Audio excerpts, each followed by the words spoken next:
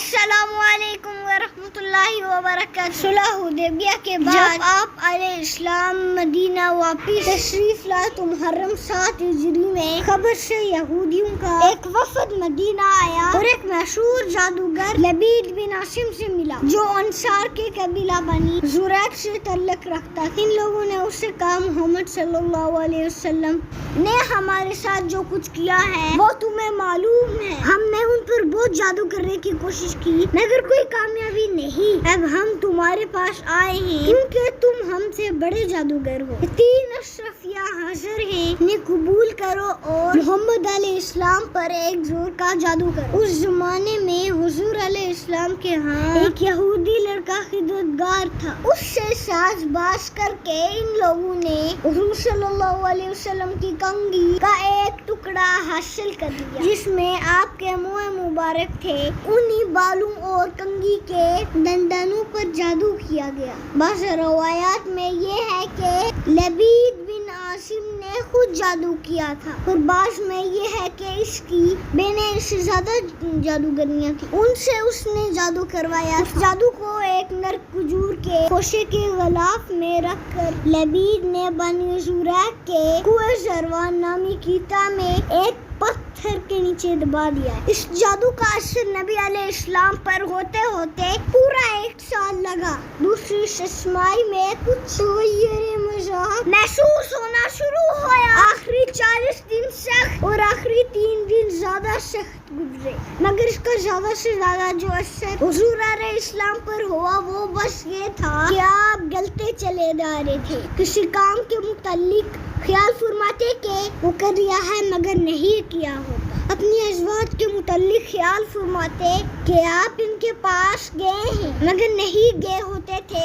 اور بعض اوقات آپ کو اپنی نظر پر بھی شبہ ہوتا تھا کہ کسی چیز کو دیکھا ہے مگر نہیں دیکھا ہوتا تھا۔ یہ تمام اشارات آپ کی ذات تک محدود رہے حتیٰ کہ دوسرے لوگوں کو یہ معلوم تک نہ ہو سکا کہ آپ پر کیا گزر رہی ہے۔ رہی آپ کی نبی ہونے کی حیثیت تو اس میں آپ علیہ السلام کے افراد کے اندر کوئی خلل نہ ہونے پایا۔ روایت میں یہ نہیں کہ اس زمانے میں قرآن کی کوئی آیت آپ بھول گئے ہوں یا کوئی آیت آپ نے غلط پڑھ لی ہو یا اپنی صحبتوں میں اور اپنے وعظوں اور خطبوں میں آپ کی تعلیمات کے اندر کوئی فرق واقع ہو گیا ہو یا نماز آپ سے چھوٹ گئی ہو۔ اسے کوئی بات معاذ اللہ پیش آ جاتی تو دھوم مچ جاتی اور پورا ملک اس سے واقف ہو جاتا کہ جس نبی کو کوئی طاقت چت نہ کر سکی تھی اسے ایک جادوگر کے جادو نے چت کر لیا معاذ اللہ۔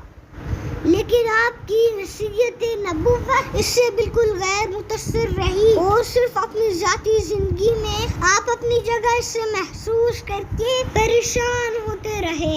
آخر کار ایک روز آپ حضرت عائشہ رضی اللہ کے ہاتھ تھے، آپ نے بار بار اللہ تعالیٰ سے دعا مانگی۔ اسی حالت میں نیند آ گئی یا غنگی طاری ہوئی اور پھر بیدار ہو کر آپ نے حضرت عائشہ سے کہا کہ میں نے جو بات اپنے رب سے پوچھی تھی وہ اس نے مجھے بتا دی ہے۔ حضرت عائشہ نے عرض کیا کہ وہ کیا بات ہے؟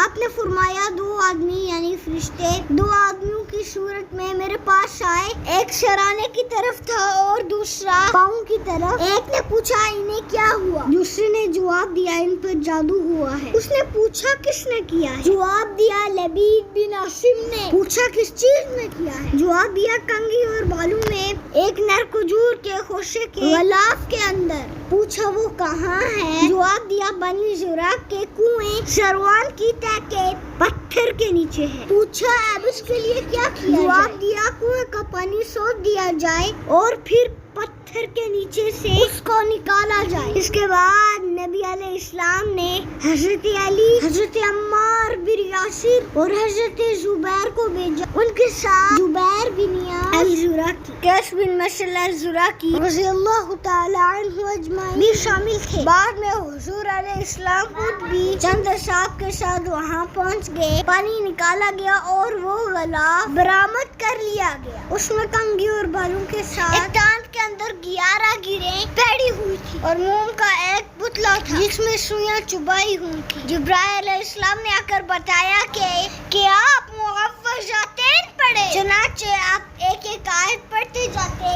اور اس کے ساتھ ایک ایک گیرہ زنجیرہ کھولی جاتی اور پتلے میں سے ایک ایک سوئی نکالی جاتی.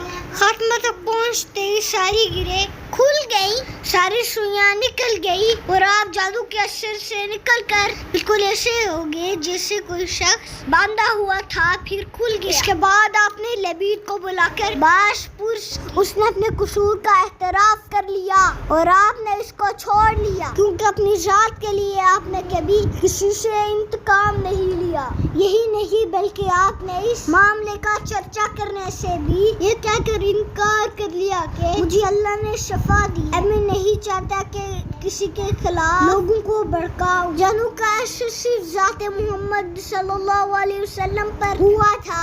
نبوت محمد صلی اللہ علیہ وسلم اس سے بالکل غیر متاثر رہی. جادو سے حفاظت کا بہت ہی مجرب نسخہ روزانہ بلا ناغہ یہ 8 اعمال کر لیجئے. اگر آپ پر کسی قسم کا جادو ہوگا تو ختم ہو جائے گا، اور اگر آپ یہ اعمال کرتے ہوں تو اس عمل کرنے کے بعد کوئی بھی آپ پر جادو نہیں کر پائے گا.